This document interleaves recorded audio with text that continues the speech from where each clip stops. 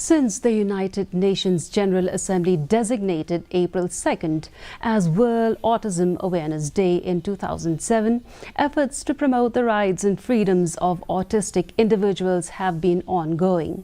In Shillong, Suncare organized an awareness walk from Kindai Lat to Mission Compound, attracting hundreds of participants from various nursing and special schools.